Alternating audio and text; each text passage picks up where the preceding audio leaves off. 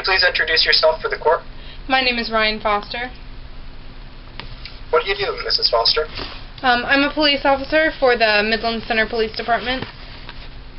Do you have any special roles there? I do. I'm also on the FCT, the Fatal Crash Team. What kind of training did you have to have for that position? Well, I took a couple additional traffic ed classes. I had my BS already in traffic reconstruction and safety. I also had my PE, professional engineering degree as well.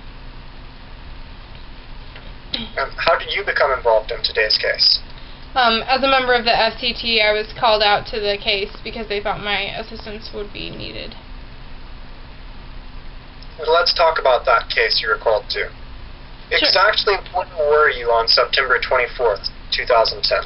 I was along Canyon Road, my normal beat. I was working the 11 p.m. to 7 a.m. shift. Long time, and by myself. Did you see any cars there? There were a couple cars on the road, yes. Did you pull anyone over?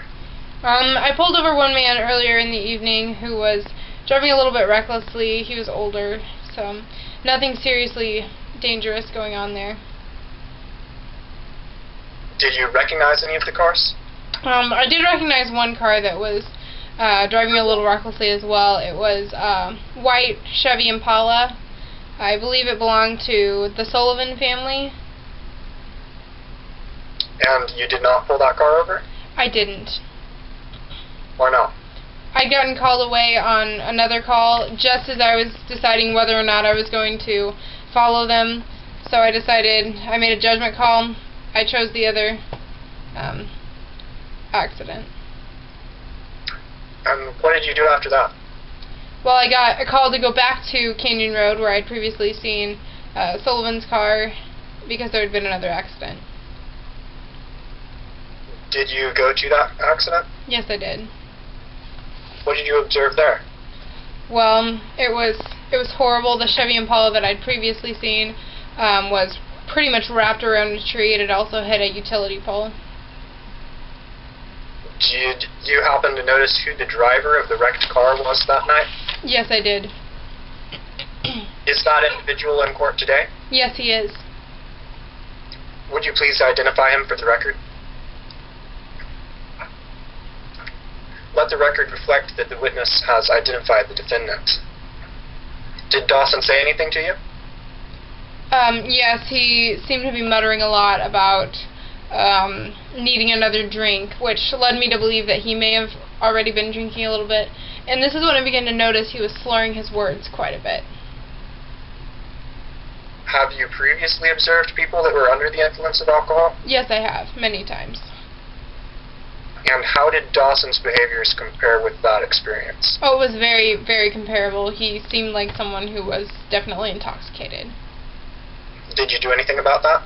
Yes, I did. I right away called our intoxicalizer expert down at the station, Avery Smith, so he could run an intoxicalizer test when I got him back to the station. Did you run any tests yourself? Yes, I did. I ran several of our standard tests. What tests did you run? The alphabet backwards from Q. I ran the nystagmus test, the walking in a straight line, and standing on one foot. And are those commonly accepted as reliable in your field of expertise? Oh yes, most definitely. And did you apply them accurately? Yes, I did. I've applied them many times. Did you have sufficient data to reach accurate conclusions? Yes, I did. What did those tests suggest to you? They suggested to me that Deanie Dawson was intoxicated. Did you interview anyone to determine the cause of the crash? Yes, I did. I talked to Miss London Bennett, who lived in the house up the hill, and I talked to Taylor Hobson, who was also in the vehicle. Was anyone able to give a reason for the crash? Other than possibly the rain, no. What about the defendant? He mentioned nothing other than the weather as a serious cause. Did he say anything about a deer? No, he mentioned no wildlife. Did Did you prepare any reports? Yes, I did. I prepared a report for the Fatal Crash team. What all did you base that report on? It was based on the Windsor and Strasbourg primer. Did you have sufficient facts and data to come to a conclusion? Yes, I did. What methods did you use in Well, preparing that report? I started out by using the...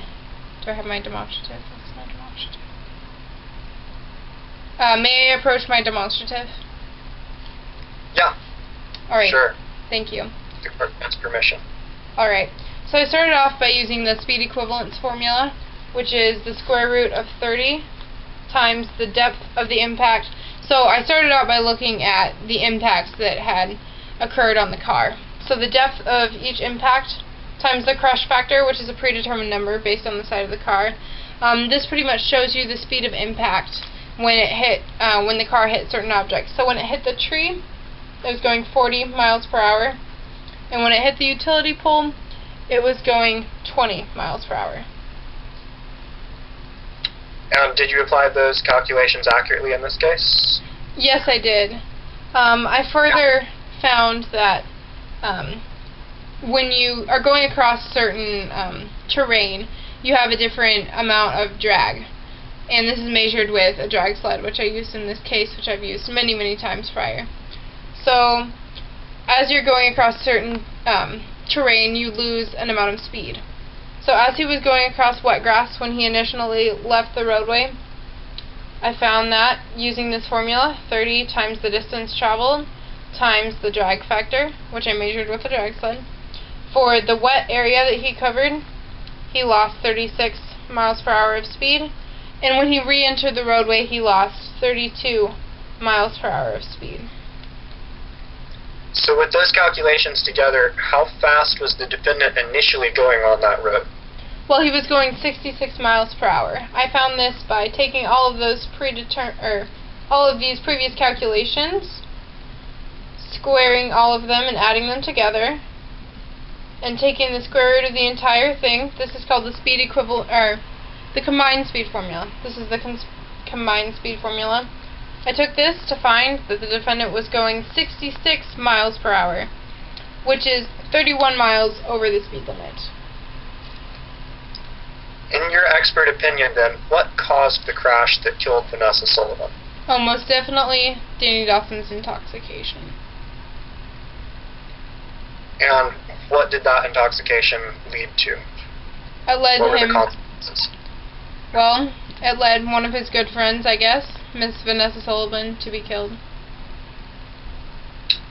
Thank you, Your Honor. No further questions.